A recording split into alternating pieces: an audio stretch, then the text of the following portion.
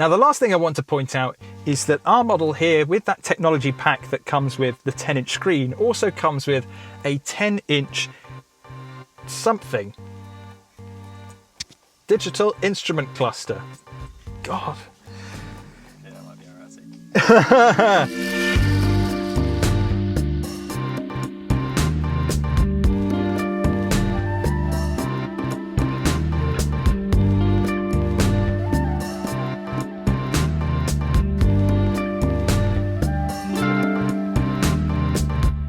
This is the new BMW 1 Series, and it was the most controversial car BMW had ever made until the 4 Series arrived quite recently with its gawping grille. That's because the 1 Series is now front-wheel drive, a layout that BMW once thought was the work of Satan, but it's now come round to the idea because it frees up a bit more space in the cabin. So is the new 1 Series better off now that it's switched to a more conventional layout, or has it lost its USP over rivals the VW Golf and the Mercedes A-Class?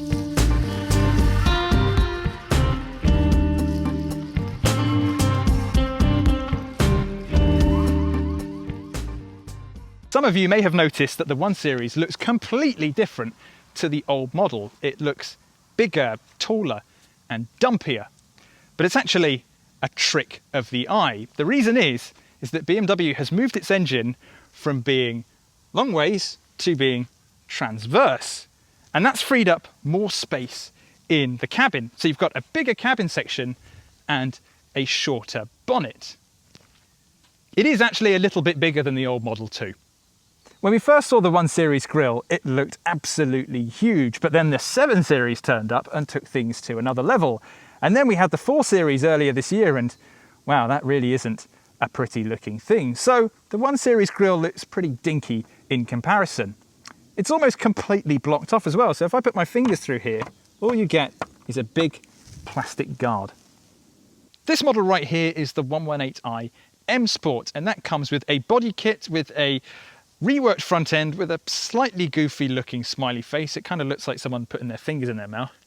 You've also got lower skirts down the sides of the car and a reworked back end with a small boot spoiler. Cars today are all made to such a high standard, but you'd be surprised of how many cheap cars from premium manufacturers seem to slip through quality control. And that's what makes the new 1 Series so impressive. It seems as though every surface that you touch is built to the highest standard and feels just as good as models that are higher up BMW's lineup. In this 118i M Sport model, you've got leather on pretty much every surface. So I've got it here on the steering wheel, I've got it on the armrest, I've got it on the seats, and I've also got it here on the doors. And whatever isn't leather is a soft touch surface. So I've got a soft touch surface here on top of the dashboard, on the bottom here as well. There aren't really any cheap plastics, and the ones that are here you either won't see or you're never going to touch. Storage wise, you've got 2 decent sized cup holders down here, and there's a USB port in the center for charging up a phone. Under the armrest, you've got a decent sized storage bin that can either fit a chunky wallet or an extra phone, and there's a USB-C port in there as well. If those chargers weren't enough, there's a little cubby down here where you can wirelessly charge your phone, but it also acts as a wireless connection for Apple CarPlay and Android Auto. All you have to do is connect your phone up through either Bluetooth or Wi-Fi. Finally, we've got a nice big cup holder down here in the door bins. All models come with a 9-inch infotainment screen, but this one here has got a technology pack on it, which increases the screen size to 10 inches. And it's also a slightly sharper display. If you go for this model here, you get the latest version of BMW's iDrive, but if you go for the 9-inch version, it comes with the previous edition, which doesn't make a lot of sense to me. But anyway, the system here is really slick to use. It's nice and swish, and iDrive in general is one of the best infotainment softwares on the market. Now, if you don't like the system, you could always just use Apple CarPlay or Android Auto. Now, in the past, BMW used to charge you for that on a yearly basis, but they realised that was a dreadful idea, and now it comes bundled in for free. The last thing I want to point out is that with the technology pack that also includes this 10-inch infotainment screen is also a 10-inch digital instrument cluster. Now, this really is a must-have option. I believe on this car it's about £1,300, but it swaps out the old analog dials and replaces it with a purely digital system. The best thing about it is that when you're driving along, you can actually see the sat-nav in the center of the display, so you don't have to keep looking over to the dash. In the back of the 1 Series, and admittedly it's a little bit cramped back here, so I'm 180 centimeters and I've got some extra room to go, but if you're 6 foot it might feel a little bit cramped back here. And the same goes for legroom. I've got the driver's seat in my position and I've got a tiny amount of room, but it is a little bit tight. You do have the back of the seat sculpted out so you've got a bit more room, but you have to keep your legs together to make the most of it. If you're sat in the centre, there is quite a chunky transmission tunnel, so you might have your legs up back behind your ears. But if you're not sat in the centre, you do have an armrest that you can pull down with 2 cup holders. If you're wanting to install a child seat, it couldn't be more simple. You've got 2 ISOFIX points at the bottom of the seat, and they're hidden behind little plastic caps. And finally, you actually have some USB connectivity down here because there are 2 USB-C charging ports. Open up the 1 Series power-assisted boot.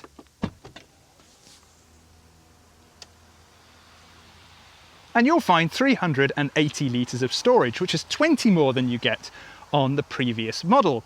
It's also a little bit bigger than a Mercedes A-Class, but crucially, it's 1 litre smaller than a VW Golf. Sorry, BMW, I'm going to have to mark you down for that one. Not good. The 118i comes with a 1.5 litre 3-cylinder petrol engine, which sends 158 brake horsepower to the front wheels through either a 6-speed manual or 7-speed dual-clutch gearbox. But that isn't the only motor you can choose when speccing a new 1 Series. Joining the 118i are a set of 4 diesel engines. These are badged the 116D, which produces 114 brake horsepower, the 118D and the 120D, with 148 and 198 bhp outputs respectively, and a 120D xDrive which sends power to all 4 wheels. If you want a motor that justifies the M Sport name, then go for the M135i xDrive, a 4-wheel drive super hatch that gets a bigger 2 litre 4-cylinder motor, not the throaty straight 6 available in previous versions. It does, however, put out an impressive output of 302 bhp and can hit 62 miles per hour in 4.8 seconds. The cheapest 1 Series on offer is the SE at £25,005, and it comes with goodies such as LED headlights, automatic air conditioning, keyless ignition, front and rear parking sensors, and real-time traffic updates. Upgrade to the £26,005 Sport model and you'll get mood lighting, sport seats, and automatic dual zone air conditioning. The £27,805 M Sport gets a dynamic look with a more aggressive front end, as well as 18-inch alloy wheels, M Sport suspension, and a heated steering wheel. Finally, there's the M135i, which costs nearly £10,000 more than the 118i M Sport. However, not only is it much faster, it's also 4-wheel drive and comes with a digital instrument cluster as standard. So the big question people will be asking now is, does the 1 Series suffer now that it's front-wheel drive? And I can honestly say that it's noticeable, but it really doesn't ruin the drive whatsoever. The way that it's noticeable is if you put your foot down, you can feel the front end pick up quicker than the rear. Now that's more noticeable from someone like me, where I spend a lot of time driving cars and I enjoy driving cars, but for the everyday person that's just going to pick up a BMW, I can't see it being a big problem. Of course, cars today are incredibly planted. They don't feel lively like they may have done 10, 20 or 30 years ago. So if you've got a rear-wheel drive car now, you'll only really notice it if you're putting your foot down and you're trying to go fast. It's the same with a front-wheel drive car. The only time you really notice that you're driving a front-wheel drive car is if you pin the throttle and pull out of a junction.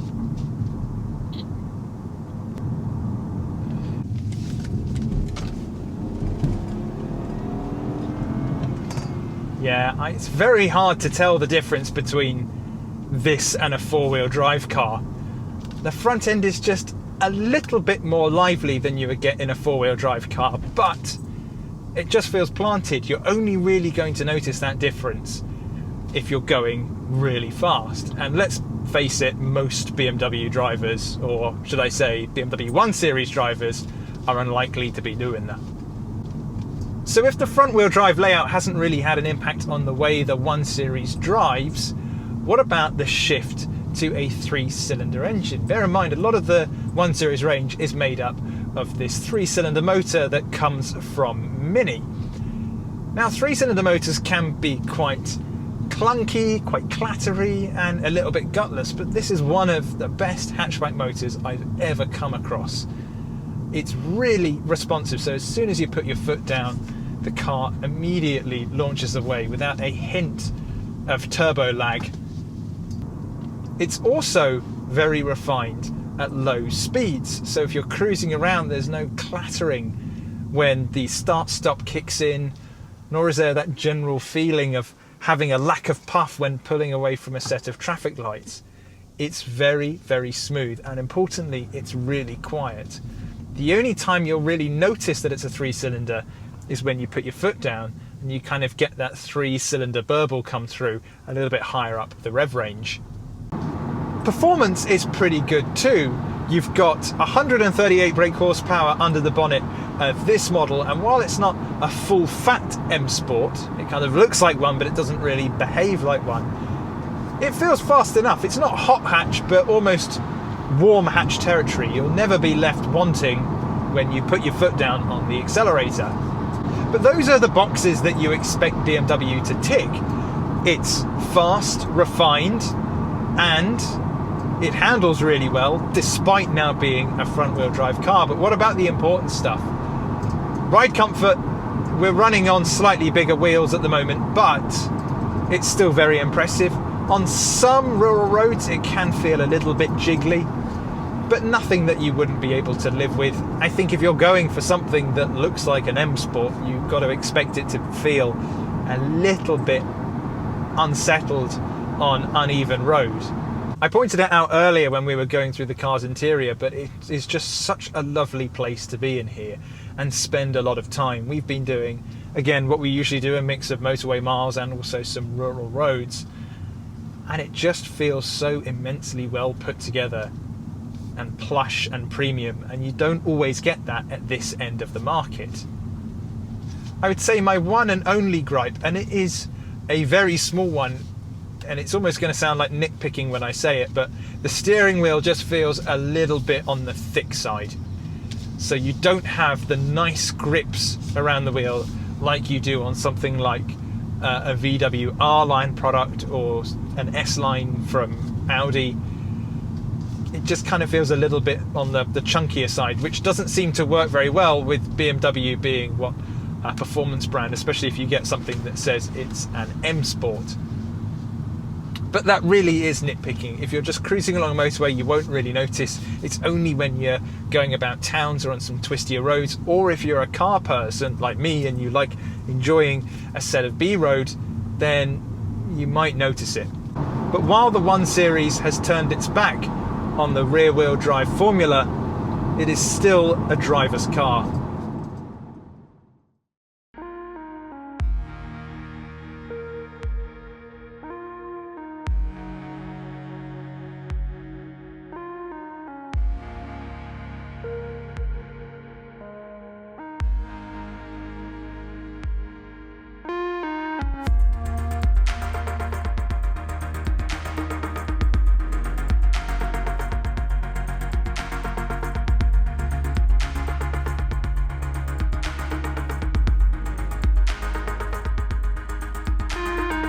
Just because it's a new car doesn't mean that you have to pay new car prices. You can head over to yesauto.com to check out all the latest deals on a new and used BMW 1 Series.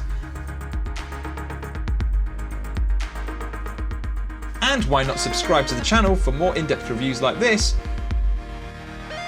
and some more ridiculous ones.